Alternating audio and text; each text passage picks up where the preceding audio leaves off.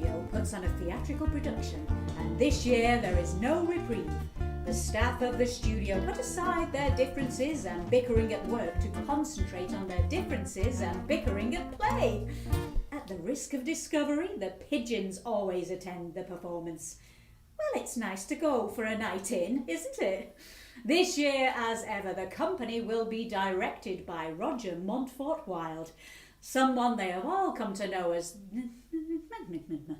I can't say this, there might be kids listening. Get a move on, Sparky, old boy. My public awaits. Anyway, here they are. Listen for yourselves. Ah, Shazma, here you are at last, my dear.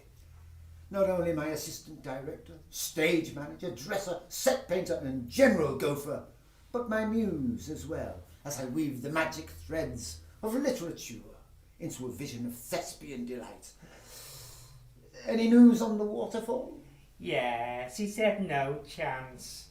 He said he wouldn't lend you yesterday's paper even if your name was in the obituary column. Nigel will have his little joke. Still, we'll muddle through. It's nice to see ordinary people getting involved in Dram. Don't you think, Roger? It is not Dram, my dear Shazma. Dram is what Nigel Glissanthrop and his galumping cronies get up to down at the wherever they go. What I, Roger Montfort-Wilde, do is community theatre. Theatre for the people, of the people, by the people, and led by me. Yes, I know. What's the difference, really? Oh, you don't know. You simply do not know. It weighs not a jot upon your soul. Oh, how easy my life could be if only I were as insensitive as you. I was gifted my talents, and my most fervent wish is for others to share it. I do community theatre because I want to give back. That's me, you see. I'm a giver. I was given this gift and I wish to donate it. It is my donation. In short, I am a donor. Kebab, anyone? I'm just off to the takeaway. Albert says he can't work all afternoon without something to sustain his vitals. Oh, I'd love a kebab. Not for me. The digestive juices get in the way of my creative ones. Are you sure? It's half price on Wednesdays, and besides, I'm getting him out of the toilet roll money. The flush fund, I call it. We saved the bomb this year. Just don't tell Beryl. Then perhaps I will have a morsel or two. Right. Kebab then. Right. And a chicken wrap. Right. And some onion rings. Right. And Whoa. And if I'm cast an old hag again this year, I'll do one. So here you are. What's the matter with you, love? You look like you've seen a ghost. A young, pretty ghost, obviously. And so I said to Stallone, Sly, I said, try it again with a bandana. And he's never looked back since. Ah, Beryl, I was wondering. We need a ladder for the play. Do you have one we could borrow? Don't you start. I've been driven off the wall by that sodden ladder. I was up in the rafters. It was horrible. I was stuck there for hours. How long was it? 4 hours. No, the ladder. How long is that? Ask Albert. He'll tell you. At least he will if he's got his spring-loaded automatic recoil metronomic tape measure back from Burton's Taylor's Emporium. Or was it Mamby's? Pigeon, my dear little cuckoo-cuckoo. I really think it's time we had a chat about our future. Not now, Voltaire. This is no time for serious discussion. They are going to put on a play. We are going to the theatre. Oh, how I remember the last time. The lights, the music, the dancing. I was dizzy with delight. Oh, how giddy I felt. Well, I told you to look out for the pilots on the bridge. And, will young Bombay be escorting you again? Oh, that I have not yet decided. I have not even decided what to wear. But if I go with you, Walter, you must promise not to coo so loud like that last time you got us, how do you say, booted out? A total misunderstanding on their part. That was ice cream on his shoulder. Nothing to do with me. Bonjour, Lady P. How do, Pops? Or should I say, Plops? This is Wendy. She's my new flying instructor. She's a wombat level 9. Wombat? What an odd name. No, Lady Pigeon. Wombat. Wombat. Wombat? What kind of a bat is that? Wombat. A burrowing plant-eating Australian marsupial, which resembles a small bear with short legs. Any of the several stocky, burrowing Australian marsupials, genera Wombatus and Laciorinus, and the family Wombatidae. Sah! Oh, you mean a wombat. I knew that.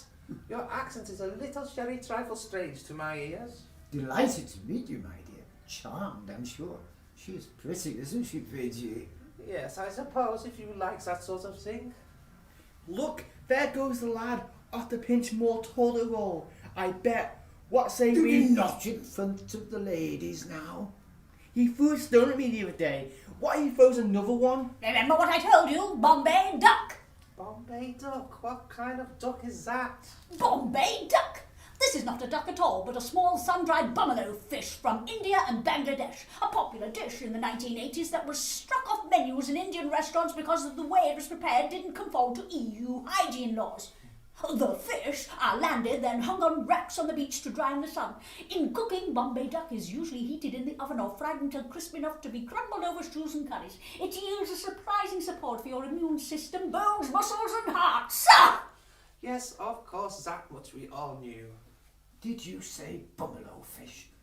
I met one once when I was patrolling the Ganges. I was coming in low to avoid the radar when suddenly... Enough, Walter. I am up to my eyelashes in buffalo stew.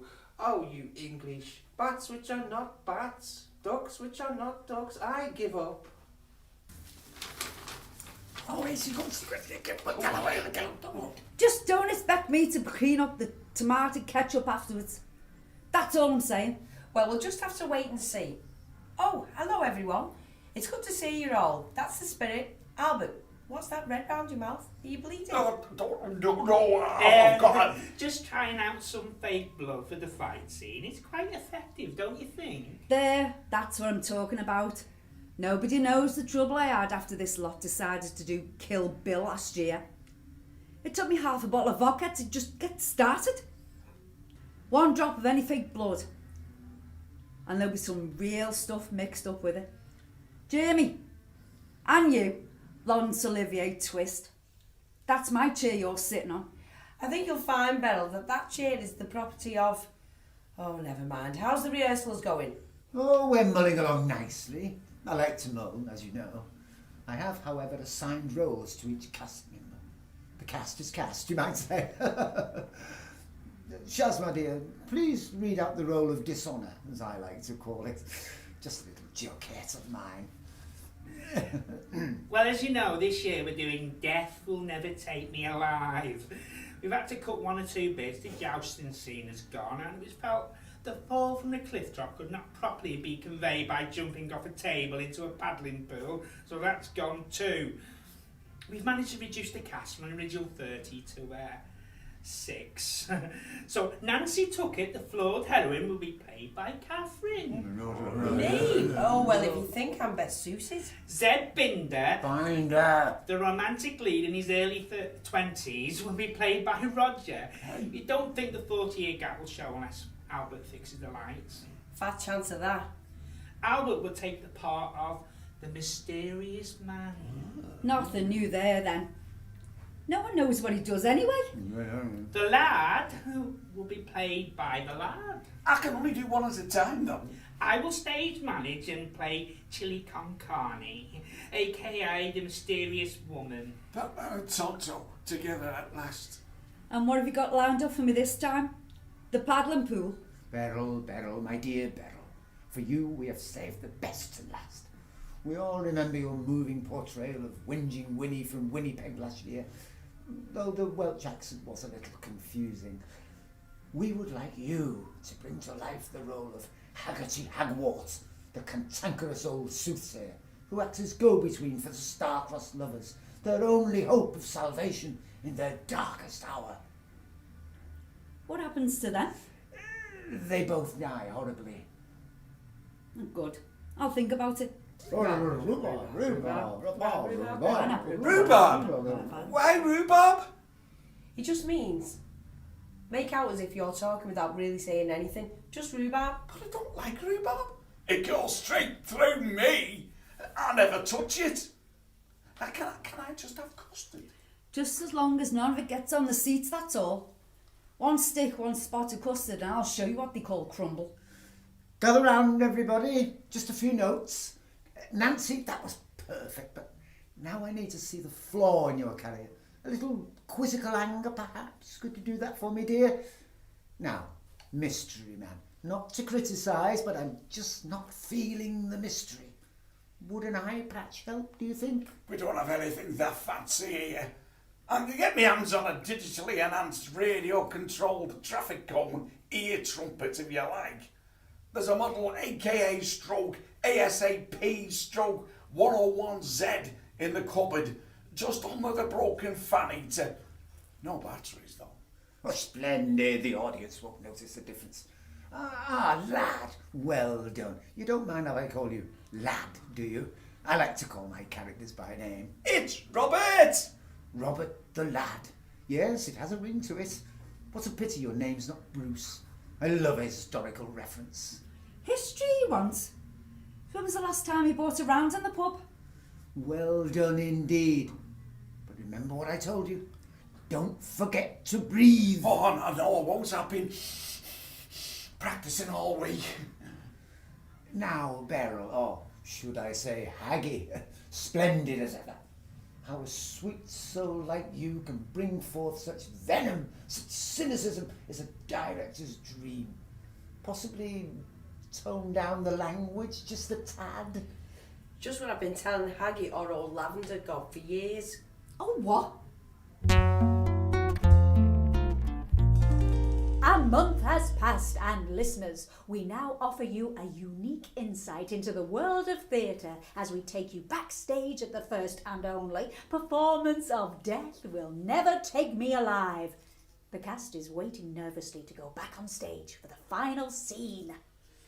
You're all doing splendidly, my darlings. Well, why did you keep throwing things? It's an old theatrical tradition. What are they laughing at? An old theatrical tradition. They love you. So why did half of them leave at the interval? It's an old theatrical superstition. The last bus is considered to be unlucky.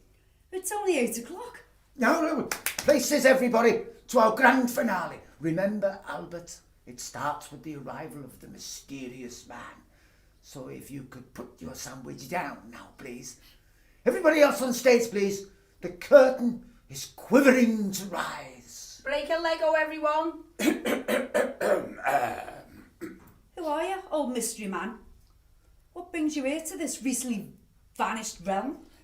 I am a mysterious man. I have come from far to be near. I can say no more.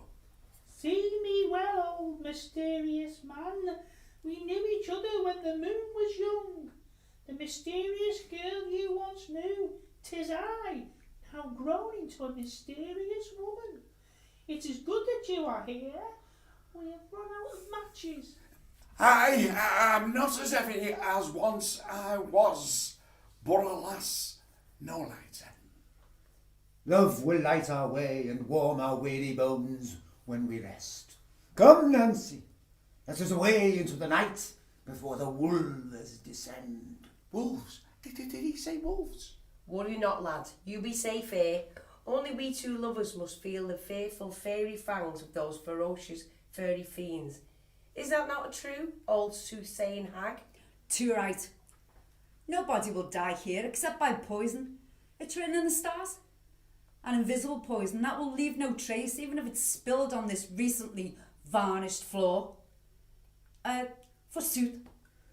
Come, Nancy, we must away or we will be devoured by wolves. Poisonous wolves. Poison? Did she say poison? Worry not, lad. You will be safe here. Only we two Get it, lovers... just go. Wait! Before you go, there's one thing you must know. Do you think they will escape to live happily ever later? Dashed if I know, my little pomme de terre cottage cheese. It's a tricky one, that's for sure. I've been to stay and fight. That's what I'll do. I'll fly up to that treetop and let them have them. good style. Higher ground, Bombay, well remembered, tactically sound. What if the wolves have pea shooters? They could pepper you like a pheasant. Or a partridge. Or like my great Uncle Slim at the Battle of the Bulge. In that case, mate, it's better to a bit. Or a grouse. Shush now, Walter, or they will hear us. Let us see what they do. So whatever you do, don't forget that. Go now and take all our best wishes with you. Ciao. Will they make it, do you think? Only if they follow my instructions to the letter. Did you tell him about the fruit at the oasis? Oh, I knew I'd forgotten something. It's always the way, isn't it? Still, not to worry, eh? So will they make it? No chance. They'd be better off with a scratch card. Let us go forth and... Oh, ow! Who left that? I hate ladders. What? Health and safety at all times.